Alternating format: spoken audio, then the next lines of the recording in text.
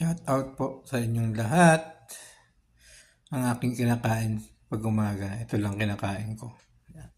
Kasi gusto kong lumiit yung aking tiyan. Gusto kong lumiit yung aking tiyan at gusto kong mag-diet. Kaya pag umaga, ito po yung aking kinakain. Yan. Pakita ko po sa inyo mga guys. Yan, ito yung aking kinakain ngayon. Kasi gusto ko nang mag-diet. Pag gusto niyo mag-diet, ito ang inyong kainin. Quaker Oats. Yan. Diet din pag may time.